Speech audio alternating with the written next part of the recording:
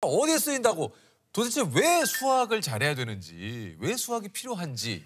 그러니까 제가 항상 받는 질문이 저 미적분 x제곱 미분하면 2x가 된다는 걸 알고는 있는데 그거 한 번도 태어나서 써본 적이 없어요. 써본 적이 없다 이렇게 얘기를 하는데 그때 저는 어떻게 대답을 하냐면 우리나라 국민들 중에서 수학을 공부해본 사람이 있을까요? 수학 문제 풀이를 공부한 적은 있었어도 그러니까 왜 x제곱에서 도함수 2x의 의미를 정확하게 아세요? 물어보면 사실 모르지. 아무도 모르거든요. 몰라요. 그러니까 그 과정에 모든 비밀이 있는 건데 그러니까 그래서 우리 되게 유명한 PC 있잖아요. 그 피타고라스라는 정리. 그분이 모든 거는 수학으로 다 설명이 되기 때문에 수를 아예 종교화시키고 막 그랬었대요. 수를 숭배해라 막 이랬을 때.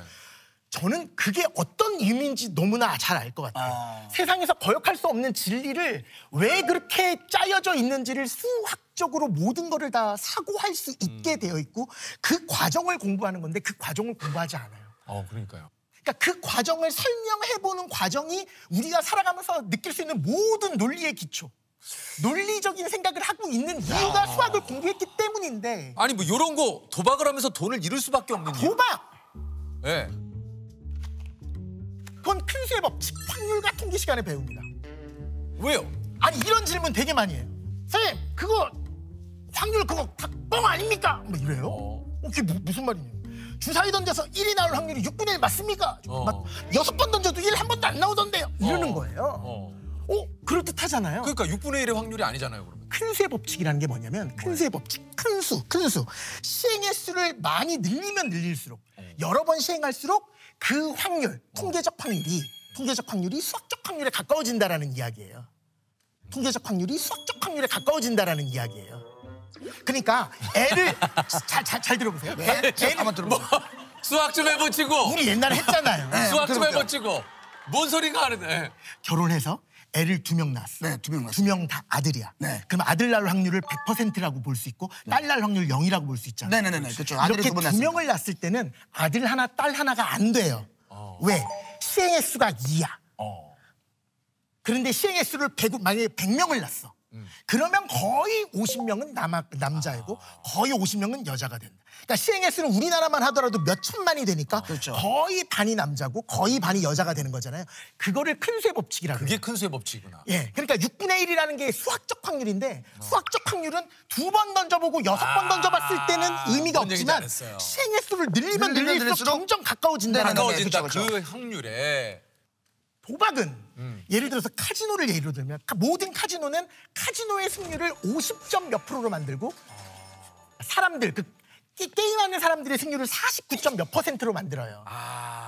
그러니까 너무 바보 같은 게 무조건 횟수가 늘어나면 늘어날수록 큰 수의 법칙이다. 큰 수의 법칙이 있기 때문에 무조건 나는 이렇게 되어 있는 거야.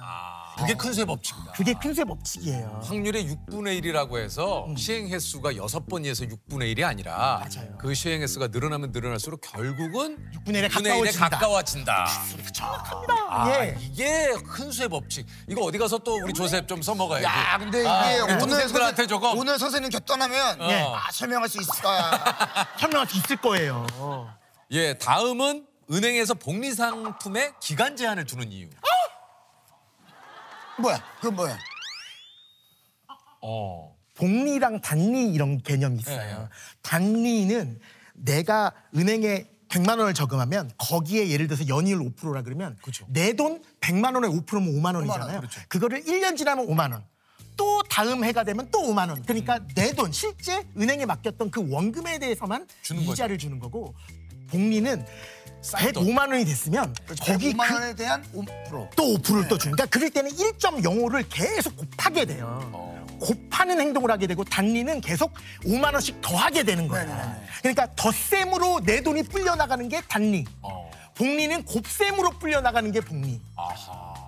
곱셈으로 불려나간다를 좀 우아하게 얘기하면 등비수열이 된다라는 얘기고 등비수열이 거기까지는 못 가겠네. 조금만 참아보시면 등비급수를 기하급수라 그래. 우리 기하급수적으로 그게 등비수열이랑 곱으로 커진다라는 얘기고 그거를 그래프를 딱 그려보면 이렇게 생겨요. 그게 무슨 말이냐면 처음에는 쭉 천천히 가다가 확 올라가고 하는 순간에 시간이 흐르면 미칠 정도로 올라가고 1차 함수 같은 직선은 비율이 똑같이 올라가게 되니까 지금 당장은 차이점이 없어 보이지만 나중에는 엄청 크게 차이점이 나타난다는 얘기거든요.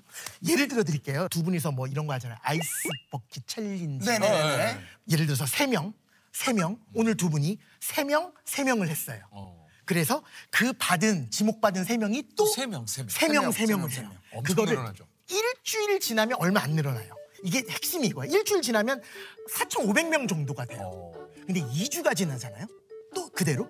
그러면 900만 명 정도가 돼요. 한 1,000만 명 정도가 돼요. 며칠만 지나가더라도 지구를 덮어요.